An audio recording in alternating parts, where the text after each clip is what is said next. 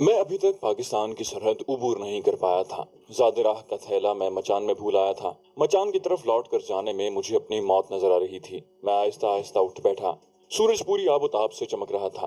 جس جگہ میں موجود تھا وہاں بہت اچھی دھوپ لگ رہی تھی۔ میں پتھر سے ٹیک لگا کر بیٹھ گیا۔ میرا سب کچھ اس تھیلے میں رہ گیا تھا۔ پستول، ٹارچ، خوراک، چادر، ہر چیز وہیں تھیلے میں تھی۔ پتہ نہیں بے دھیانی میں کتنا فاصلہ طے کر چکا تھا۔ اگر میں دوپہر کے بعد لوٹ جاتا تو شاید اپنا تھیلا واپس حاصل کر لیتا، لیکن اگر روما شام تک وہیں بیٹھی رہی پھر؟ میری سوچوں میں جو سوال ابھرا اس کا آسان جواب یہی تھا کہ اب میں واپس نہیں لوٹوں گا۔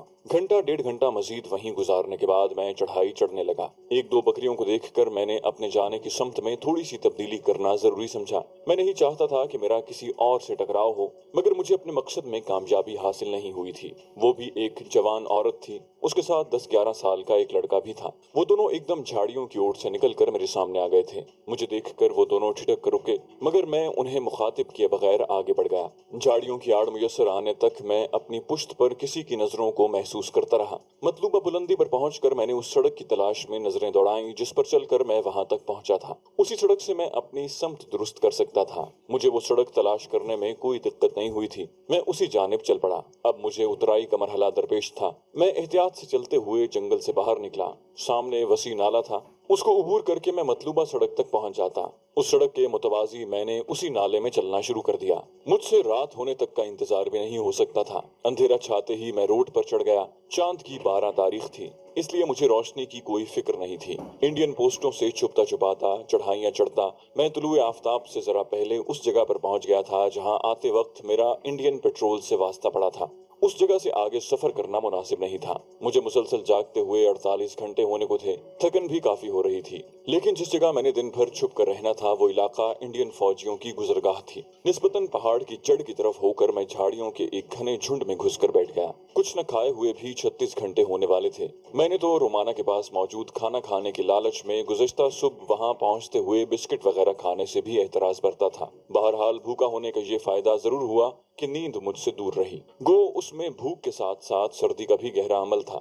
وہ میری زندگی کا ایک اذیت بھرا دن تھا۔ تھکن، نیند کی کمی، بے پناہ بھوک اور سب سے بڑھ کر دماغی بے سکونی جس کی وجہ رومانہ کی یاد تھی۔ وقت چاہے اچھا ہو یا برا ہو گزر جاتا ہے۔ وہ دن بھی گزر گیا۔ رات نے ڈیرے ڈالے، اندھیرا گہرا ہوا اور میں اپنی کمین گاہ سے نکل کر آگے بڑھ گیا۔ میری واپسی اسی راستے پر ہوئی تھی جس پر میں چل کر آیا تھا۔ چند گھرانوں کی آبادی عبور کر کے میں نے نالا پار کیا۔ اس میں اب پہلے کی نسبت پانی کی مقدار تھوڑی زیادہ تھی، لیکن اتنی زیادہ نہیں تھی کہ مجھے پاؤں گیلے کرنے پڑتے۔ جلد ہی میں اس جگہ پر پہنچ گیا جہاں بارودی سرنگی قطع موجود تھا۔ اس قطعے کو پار کرنے کا راستہ مجھے معلوم تھا، لیکن اس سے پہلے میں نے پاکستانی سنتری کو آواز دینا ضروری سمجھا، کیونکہ اس قطعے میں قدم دھرتے وقت میں نے اس کی نظروں میں آ جانا تھا، اور یوں ایک آدمی کو یوں خاموشی سے پوسٹ کی جانب آتا دیکھ کر وہ فائر بھی کھول سکتا تھا۔ میں نے زوردار آواز میں پکارا، السلام علیکم بھائی۔ ایک تیز ٹارچ چمکی اور اس کے ساتھ ہی آواز آئی، کون؟ میں نے دونوں ہاتھ سر سے بلند کر کے کہا، قریب آ کر تعارف کروا دیتا ہوں۔ اس نے مجھے خبردار کرتے ہوئے کہا، حرکت نہ کرنا،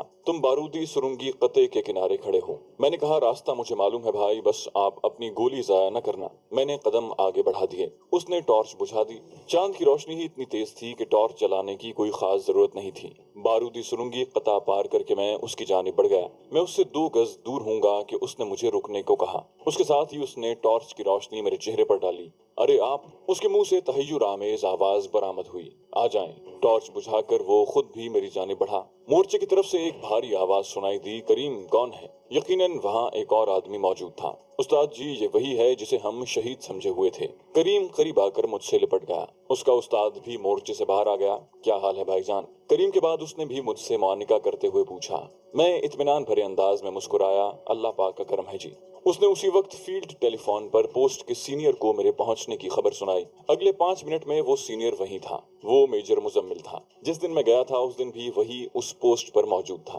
اسی نے ایڑیاں جوڑ کر اسے سیلوٹ کیا۔ میں نے بھی اپنی ایڑیاں جوڑ لی تھیں۔ میجر صاحب نے آگے بڑھ کر مجھے چھاتی سے لگایا، ذیشان یہی نام ہے نا؟ اس کے چہرے سے حویدہ خوشی کے اثرات مجھے یہ باور کروانے کے لیے کافی تھے کہ پاک آرمی ایک خاندان کی مانند ہے اور کسی ایک کی کامیابی کو تمام اپنی کامیابی سمجھتے ہیں۔ اس میں آفیسرز اور نچلے رینک کی کوئی تخصیص نہیں ہوتی۔ میں نے کہا، جی سر، میرا نام ذیشان ہی ہے۔ وہ بولے یار ہم تو اس دن ڈر ہی گئے تھے۔ میرے کندھے پر بے تکلفانہ انداز میں ہاتھ رکھ کر وہ مجھے پوسٹ کی سمت لے جانے لگے۔ ویسے ہوا کیا تھا؟ میں نے کہا لمبی کہانی ہے سر، اور مجھے مسلسل جاگتے ہوئے 60 گھنٹے ہونے کو ہیں۔ وہ بولے میرا خیال ہے سونے سے پہلے آپ کھانا کھا لیں۔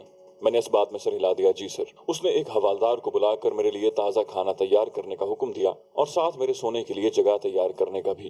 حوالدار مجھے ساتھ لے کر اپنے کمرے میں آ گیا۔ برفانی علاقوں میں ٹن پیک سالن ملتا ہے۔ کک نے اٹھ کر فوری طور پر میرے لیے چکن کا سالن گرم کیا اور جلدی جلدی روٹیاں بنا کر میرے سامنے دھر دیں۔ تھوڑی دیر بعد خوب سیر ہو کر کھانا کھانے کے بعد میں سلیپنگ بیگ میں گم ہو گیا تھا۔ یونٹ واپسی پر کمانڈنگ آفیسر نے مجھے خصوصی شاباش دی۔ میرے مشن کے کامیاب ہونے کی خبر وہ ٹی وی پر دیکھ چکا تھا۔ وہ بولا ویسے 900 میٹر کے فاصلے سے ماتھے میں گولی مارنا کیا بات ہے؟ کمانڈنگ آفیسر کے چہرے پر مجھے خوشی جھلکتی دکھائی تھی۔ میں نے کہا شکریہ سر۔ وہ ہنسا، اب تم یقیناً مہینہ چھٹی مانگو گے؟ میں نے نفی میں سر ہلایا، نہیں سر، 10 دن کافی ہیں۔ اس نے خوش دلی سے کہا تمہارا کمپنی آفیسر مہینہ چھٹی کی اجازت لے چکا ہے برخوردار۔ میں نے کہا پھر مجبوری ہے سر۔ میں نے 10 دن پر اصرار کرنا مناسب نہیں سمجھا تھا۔ یوں بھی فوجی آدمی کے لیے چھٹی کا حصول سب سے بڑی خوشخبری ہوتی ہے، اور سینئر کی جانب سے آفر کی ہوئی چھٹی کو ٹھوکر مارنے کا مطلب خود کو خامخواہ فضول سوالات کے حوالے کرنا تھا، اور میں نہیں چاہتا تھا کہ میری ذات زیر بحث لائی جائے۔ البتہ کلرک کے پاس میں باضابطہ طور پر طلاق نامہ جمع کروا چکا تھا۔ میں نہیں چاہتا تھا کہ کسی بھی حادثے کا شکار ہونے کے بعد میرے لواحقین کو ملنے والی ساری رقم ماہین کے پاس چلی جائے، کیونکہ ہر فوجی کی قانونی وارث اس کی بیوی ہوتی ہے۔ کوشش کرو اسی مہینے میں نئی دلہن ڈھونڈ لو، اس نے معنی خیز انداز میں کہا۔ یقیناً میرا طلاق نامہ اس کے سامنے بھی پیش ہوا تھا، اور اسے معلوم تھا کہ میں بیوی کو طلاق دے چکا ہوں، لیکن اس بارے میں اس نے پوچھنے کی ضرورت محسوس نہیں کی تھی۔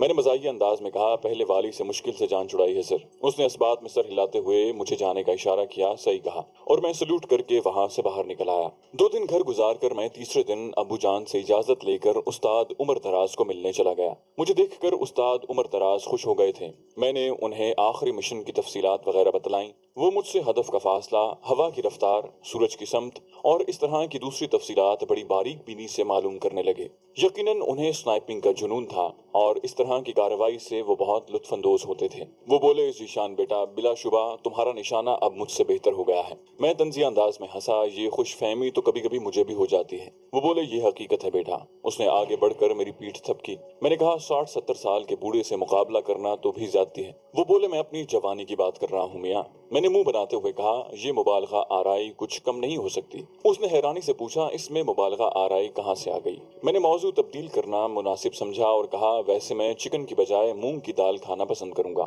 اور میری بات پر استاد عمر دراز شفقت بھرے انداز میں مسکرا پڑے تھے۔ اگلے 2-3 دن میں نے انہی کے ساتھ پشتو سیکھتے گزارے۔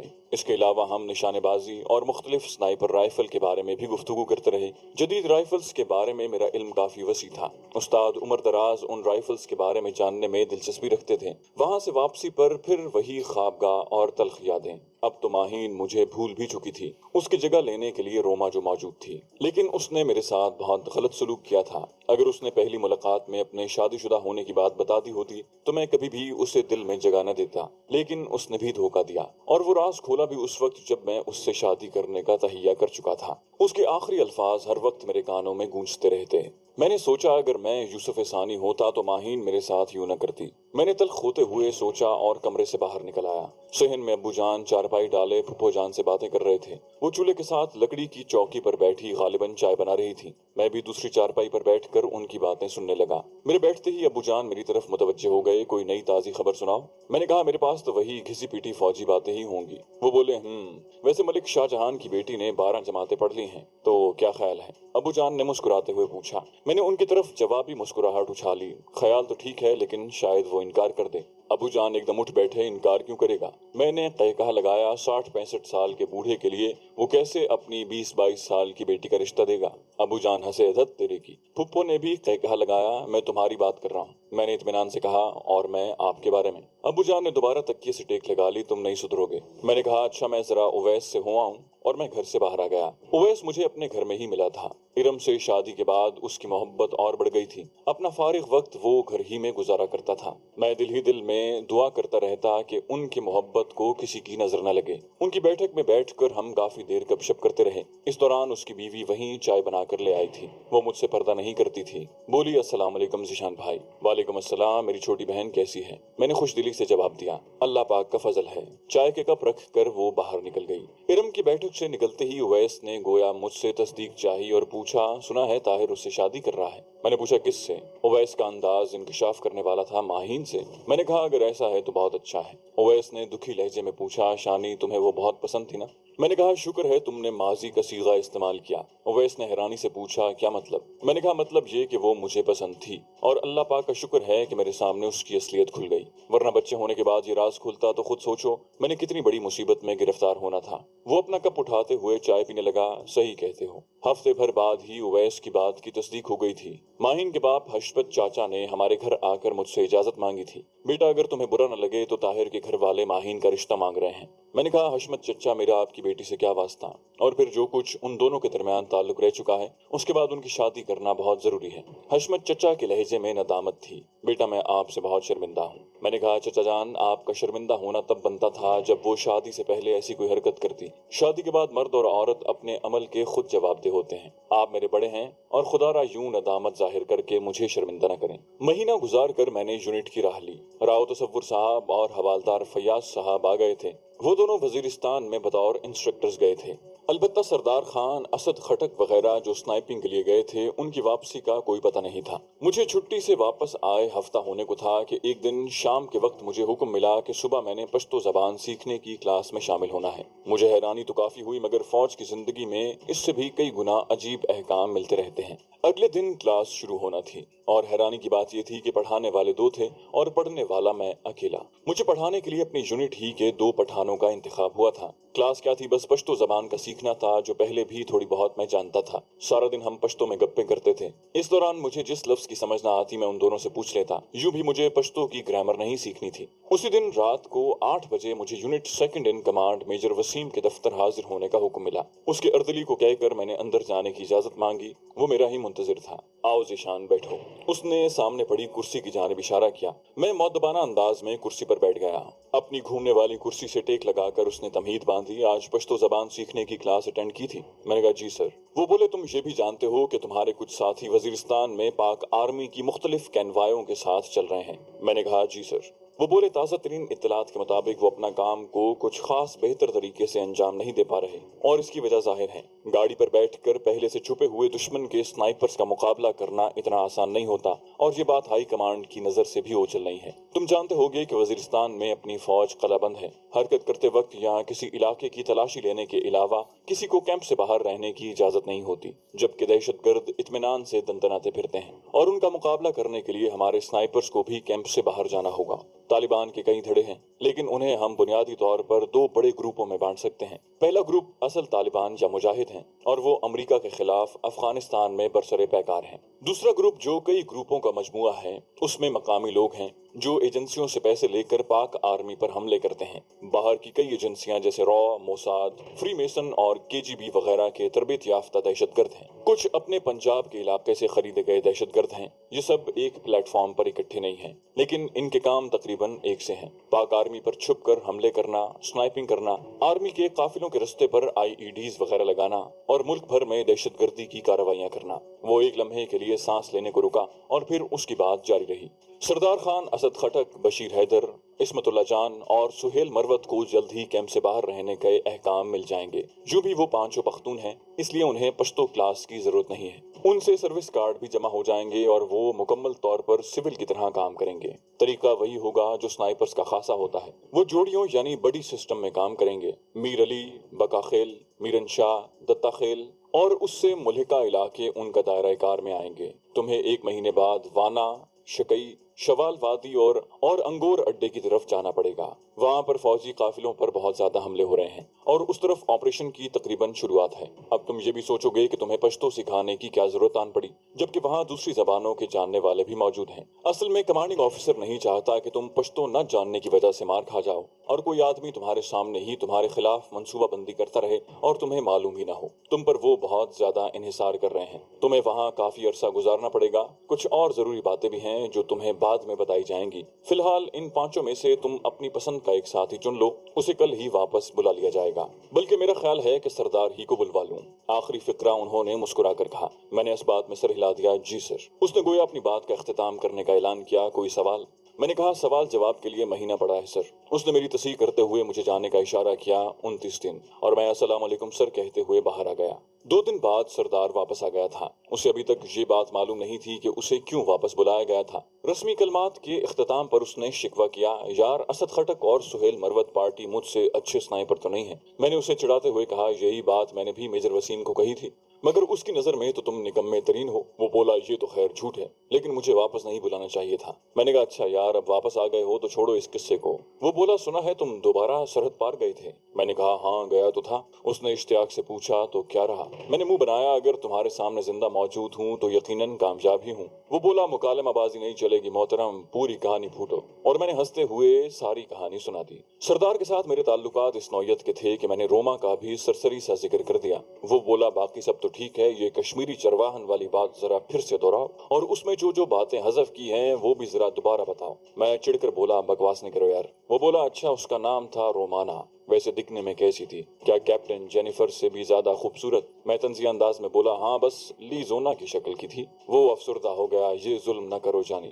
خدا کی قسم 100 سے زیادہ مرتبہ خواب میں آ چکی ہے۔ میں نے ہنستے ہوئے پوچھا کہتی کیا ہے؟ اس نے منہ بنا کر کہا جاپانی زبان مجھے خاک سمجھ میں آتی، اور میری ہنسی چھوٹ گئی۔ میں نے کہا اچھا چھوڑو ان فضول باتوں کو، کوئی کام کی بات سناؤ۔ تمہیں میرے ساتھ کام کرنے کے لیے بلایا گیا ہے۔ 1 ماہ بعد ہم دونوں نے وانا کا رخ کرنا ہے۔ میں نے 2IC کی ساری باتیں اس کے سامنے دہرا دی۔ اس نے بے یقینی سے پوچھا سچ کہہ رہے ہو؟ میں نے کہا 100% سچ۔ وہ کھل اٹھا مطلب اب مزہ آئے گا۔ سردار کی آمد کے دوسرے دن میں کلاس کے بعد 2IC میجر وسیم کے دفتر میں کھڑا تھا۔ جی ذیشان۔ میرے سلوٹ کے جواب میں وہ خفیف سا سر ہلاتے ہوئے پوچھنے لگا۔ میں نے کہا سر میں پشتو سیکھنے کے لیے پٹھانوں کے کسی علاقے میں جا کر 15-20 دن گزارنا چاہتا ہوں۔ وہ ہنسا ابھی تو مہینہ چھٹی کاٹ کر آئے ہو۔ میں نے کہا سر میں نے پٹھانوں کے علاقے کی بات کی ہے۔ وہ بولا گویا سردار خان کو چھٹی کٹوانے کا ارادہ ہے۔ میں صاف گوئی سے بولا چھٹی تو اس کی یوں بھی بنتی ہے سر، وہ آپریشن کے علاقے سے براہ راست یونٹ واپس پہنچا ہے۔ وہ بولے اس کی چھٹی کی بات تو اس کے سینئرز کو کرنا چاہیے۔ میں نے کہا سر میں اس کی چھٹی نہیں اپنی کلاس کی بات کرنے آیا ہوں۔ اس نے مسکراتے ہوئے کہا لیکن واپسی پر میں خود تمہارا امتحان لوں گا۔